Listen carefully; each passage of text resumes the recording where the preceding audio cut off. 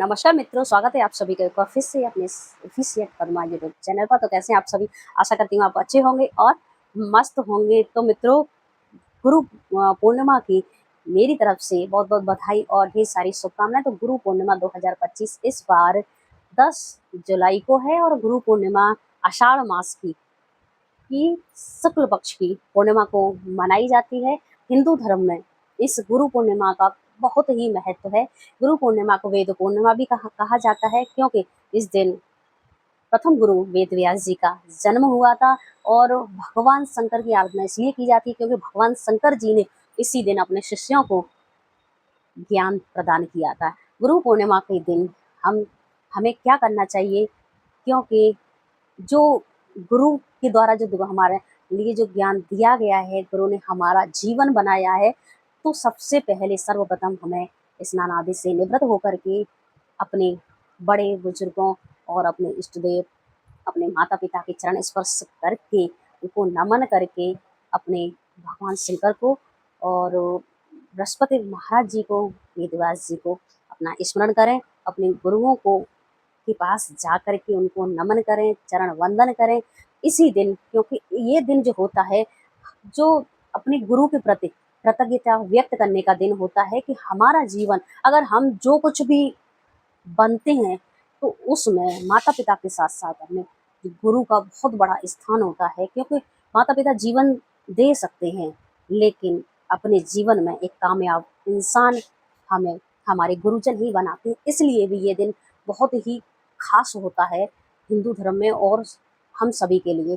तो गुरु को शिक्षक भी कहा जाता है। तो शिक्षक और अध्यापक भी कहा जाता है कि से का मतलब होता है शिखर तक ले जाने वाला, छ का मतलब होता है क्षमा की भावना रखने वाला, ख का मतलब होता है कमजोरी को दूर करने वाला। जो अर्थात जो विद्यार्थी की कमजोरी को, गलती को क्षमा करके, उसकी हर कमजोरी को दूर करके उससे सफलता के शिखर तक ले जाए, वही सच्चा शिक्षक होता है, वही सच्चा गुरु होता है। और गुरु और शिष्य की परंपरा तो सनातन से चली आ रही है और एक अनूठा प्रेम, एक भावनात्मक रिश्ता जो होता है गुरु और शिष्य का, पिता और पुत्र जैसा रिश्ता होता है। लेकिन आजकल तो ये जो रिश्ते हैं, वाकई में कुछ लोगों ने बदनाम भी कर रखा है।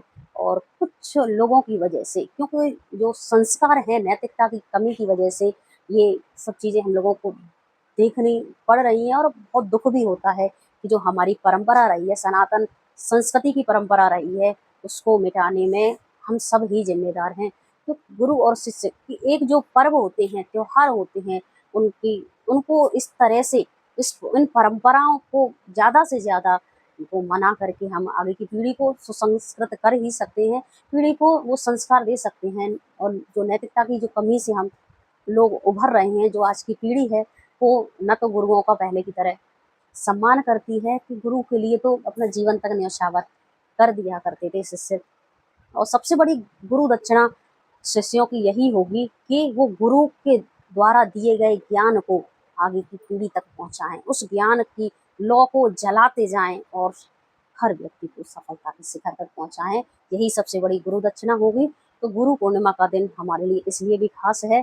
और सभी गुरुओं को, मेरे जो गुरु हैं रहे हैं, उन सभी गुरुओं को मेरा सत सत नमन विनम्र सादर नमन, सत सत नमन, जिनके द्वारा मैं आज यहाँ पर हूँ। और सबसे बड़े गर्व की बात ये है कि मैं स्वयं एक गुरु हूँ और गुरु सेवा, समाज की सेवा का जो मौका मुझे मिला है, उसके लिए भी मैं अपने गुरुजनों का, अपने माता पिता का बहुत बहुत आभार व्यक्त करती हूँ, हृदय से धन्यवाद व्यक्त करती हूँ। मेरे जो जो शिष्य हैं, मैंने पूरी कोशिश की है कि वो मेरे द्वारा दिए गए ज्ञान को पूरे आत्मसात करें, उसे ग्रहण करें और आगे अपने जीवन में एक अच्छा इंसान बने। पढ़ाई के साथ साथ, डिग्रियों को हासिल करने के साथ साथ, वो सबसे पहले एक अच्छा इंसान बने, नेक इंसान बने। मेरी यही कामना रही है सभी शिष्यों के लिए।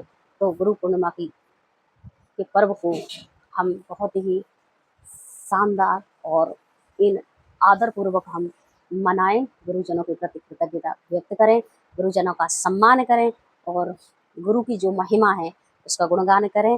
यही सच्ची गुरु दक्षिणा होगी। तो मित्रों, आपको ये जो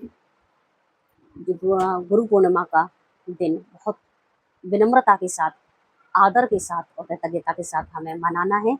आज के लिए बस इतना ही, मिलते हैं अगले वीडियो में। और आपको ये वीडियो कैसा लगा मुझे बताइएगा। धन्यवाद। गुरु गुरु ब्रह्मा गुरु विष्णु गुरु महेश्वरा गुरु साक्षात परब्रह्म तस्मै श्री गुरवे नमः।